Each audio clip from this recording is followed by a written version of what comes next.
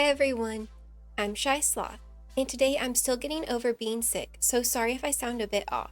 But we're exploring something really fun today, tameable creatures for your camp. We're talking Deathclaws, Snallygasters, Mirelurkings, and so much more. We'll get into how to easily find tames and keep them alive longer, along with the most important tips to know for keeping a tameable creature at your camp. So let's get to it.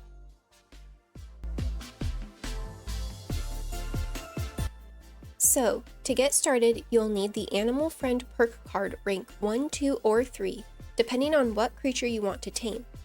Rank 3 is best and is what I recommend just to be safe.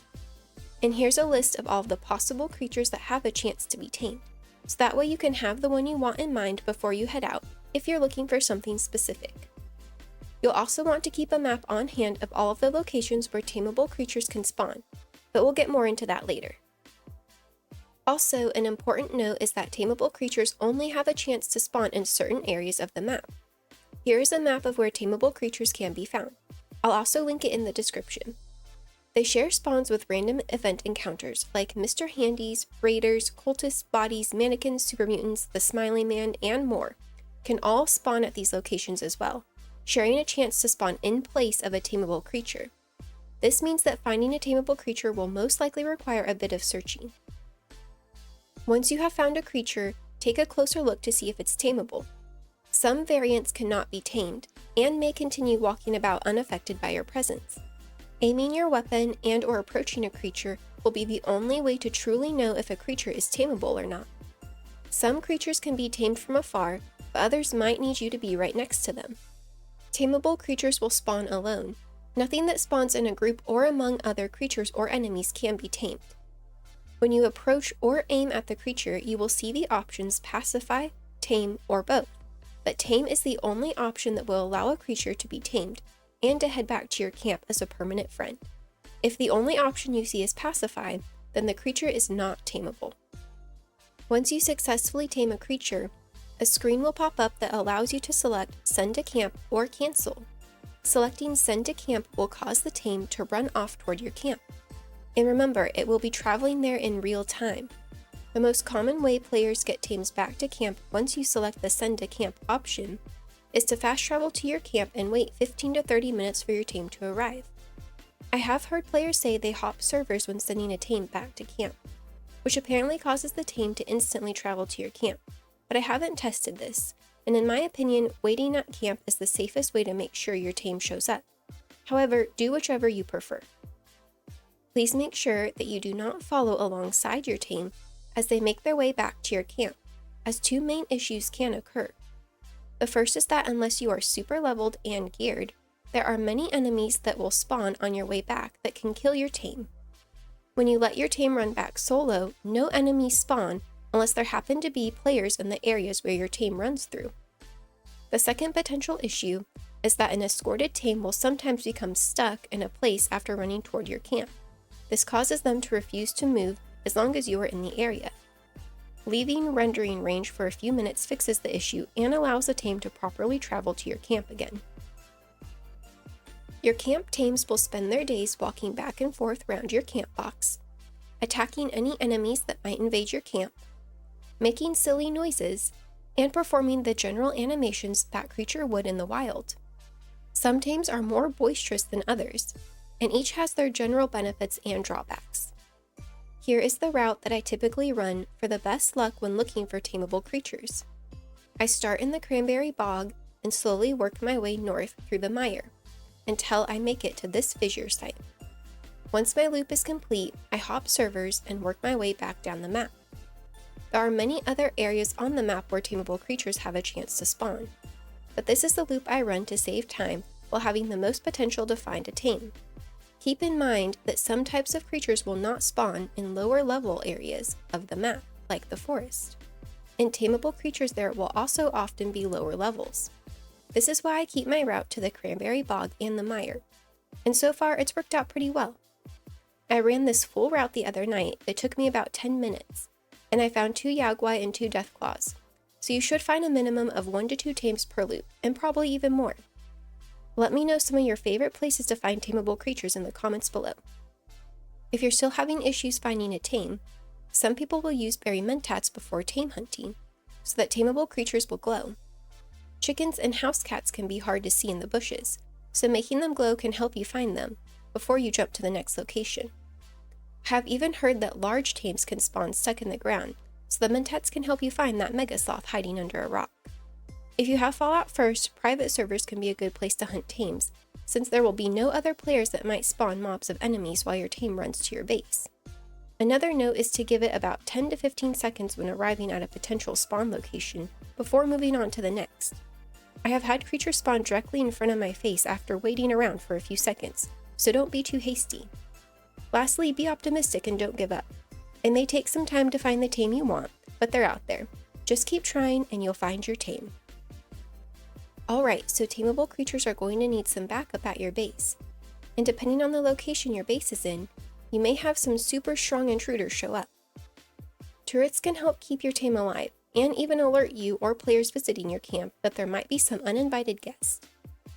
The turrets will not harm your tame, so placing turrets strategically to cover the perimeter of your base is always a good idea to add another layer of protection for your tame. Also, you can create enclosures for your tame to wander. Just be sure to create adequate space so that their spawn doesn't accidentally get them stuck inside structures and despawn. Something to keep in mind is that in addition to enemy spawn locations that may be near your camp box is where enemies spawn from at times, so that can put your tame in more danger, making it important to ensure they are fully protected. Don't worry though, depending on the size of your base and strength of your tame, usually having 5 to 6 turrets is plenty. Finally, there are a lot of bugs that can happen, causing your tame's untimely death. So, let's go over some general tips and best practices for setting up and maintaining a safe area for your tame, and what else you should look out for. You must have Animal Friend equipped on your build for any potential tameable creatures to spawn. They will not spawn unless you have that card equipped. Before heading out to look for a tame, make sure your camp is able to be placed in the world. If someone else's camp is blocking yours from being placed, and you tame a creature, the creature will never show up. Any tameable creature will only spawn alone, so if you're out looking for a tame and see more than one creature, none of them can be tamed. Some creatures need you to be very close before the tame option appears. Some need you to be aiming a weapon at them for the option to appear.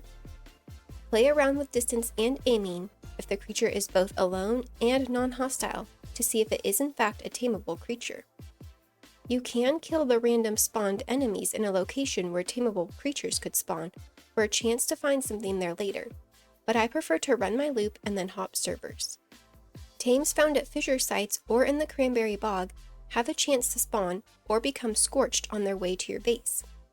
These tames are highly aggressive to anything that generates resources inside of your base, like crops, water purifiers, or even camp allies. There are potential fixes for this, but most are temporary, and the scorched tames I have tested seem unaffected and remain quite upset at my Tatos. Again, they don't damage any of your camp items, but they are always quite grumpy.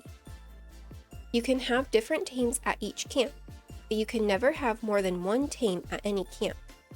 If you have multiple camps and already have a tame at one, then you can activate a different camp without a tame to send a new tameable creature to. But you must be sure to do that in a very specific order. Here's how. First, find a new tame that you want at your second camp. Then activate the second camp where your new tame will be staying. Third, tame and send the new creature to the activated second camp. Lastly, and most importantly, do not load out. Travel back to the camp you are sending the creature to and wait for them to show up. If you leave the game or the server and come back before the tame makes it to your camp, when you load back in, the tame from your first camp will be copied to your second camp, and the tame you just sent there will be lost. Here are some other important tips to keep in mind regarding tameable creatures. Tameable creatures do not cost camp budget, which is pretty nice. If you lose your tamed creature unexpectedly upon loading into your camp, quickly swap to a private server if you can. Swapping between public and private servers sometimes has unexpected results. Tames roam around or near your camp module for the most part, so keep your camp module on even ground without ledges or hills, and do not crowd it with camp items. Any camp items near the camp box can cause your tame to instantly be killed when spawning in. and tames that spawn in on upper floors or on top of camp items can die from even the slightest of fall damage. Like I tamed a wolf the other day, and he stepped off a tiny rock ledge that was maybe a half-foot tall, and instantly died on impact right in front of me, even though 3 of his paws were still on the flat ground. So be careful. Watch where your tame tends to wander, and remove things that might come in contact with them, as this can cause similar issues that can lead to instant death for your tame. Tameable creatures defend your camp, but have a shorter aggro distance than their wild variants. Enemies can easily kill some of the weaker tames, so think about using turrets to protect that chicken you found. Tames can be killed by other players. Be sure to keep pacifist mode on when playing so that people checking your vendor or exploring your camp for free resources don't get jump scared by your glowing snallygaster and unload 12 mags on it. Pacifist mode will ensure that PvP is turned off for you and your tames. Leave any and all doors, resources, and containers unlocked at your camp. If a player shows up at your camp and becomes wanted by unlocking something, your tame will defend that 10 acid you had in your collector with their very lives. Occasionally, some players may try to kill your tame, and while most of the ways to do this have been patched or addressed, they still can lead a strong enemy or group of enemies to your camp to do the job, or even cause themselves to become wanted and then take out your tame. So if you notice wanted players at or near your camp, changing your camp or hopping servers is probably the safest option. Try to pick camp spots carefully if you want to keep your tame alive for as long as possible. A camp near a fissure or scorch beast spawn is a surefire way to get a tame killed. Some people have suggested using concrete foundations rather than wood foundations at your camp, because there is a lower likelihood that tames can spawn inside of them, resulting in instant death. I would worry about that only if you want to keep your tame inside of your camp structure, which is something that I wouldn't advise, especially if you have a large tame or a tame that you want to keep for a long time. You can copy a tame from one of your camp slots to any of your other camp slots. To do this, start at the camp with the tame that you want at your other camps. Then simply activate another camp slot and hop servers. When you load back in, you will have a copy of the original tame at your camp. This is a great way to get your favorite tamed creature at all of your camps, but be careful. Copying your tame might have some unintended consequences that we'll get into next. There are ways to mutate your tame. This involves having more than one camp slot and sending or copying your tame to a second camp slot like we just discussed. The second camp needs to be in a specific biome that the tame has a confirmed variant for, and some tames have many different variants. Here's a list of known tameable creatures with variants. This can be a cool way to get tameable creatures that you otherwise wouldn't be able to tame, like my glowing snallygaster. As mentioned earlier, if you have a tamed creature at your camp and find another creature that you want to tame, the second creature will remove the original from your camp, unless you have a second camp with no tame. You might find a non-hostile creature at your camp the first time you go back to wait for your new tame, but once you leave the server, the original will not show back up. If your tame is a legendary version, they sometimes can spawn with more, less, or no stars when loading into a server. Leaving the server and rejoining is a possible fix, but nothing is certain with tameable creatures. Certain tames, like cats and dogs, can actually have their HP damaged by radiation. This will result in seeing a tame with chunks missing from their health bars that will not regenerate. You can place a decontamination shower where your tame walks and actually cure it of its radiation. So be mindful with new tames, but most tames should not have issues with radiation. Keep the camp box away from water, as there have been reports that this can in fact kill your tame or cause it to slip through the map and disappear forever. Tames are highly finicky and tend to die, despawn, or glitch out often. The creature you tame is your friend for now, but after a few weeks or months if you're lucky, you will be looking for a new friend, and that's okay. Just don't ever get too attached to your tames. If you're still unsure if you want a tameable creature living at your camp, here are some other things to consider. The pros for having a creature at your camp is that they can protect your camp from enemies. Also, they add a unique aesthetic to theme camps. And it can be exciting for other players visiting your camp to run up on your pet Deathclaw, or even give them a scare. Overall, tames are pretty fun to have wandering around, making your camp more dynamic and interesting.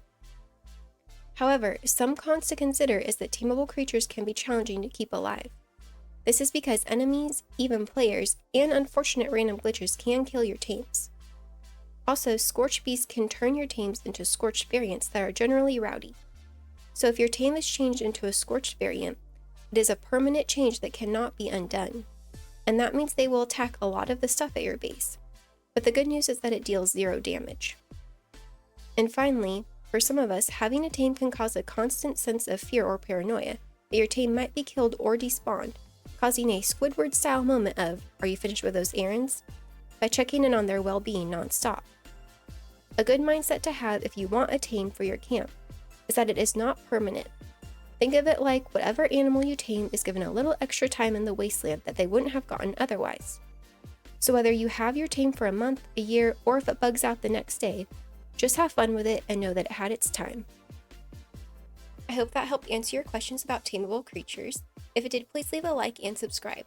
Let me know in the comments what creepy crawly friends you have at your camp. And don't forget to join my Discord and check out my socials below. Thank you so much for watching, and I'll see you in the wasteland.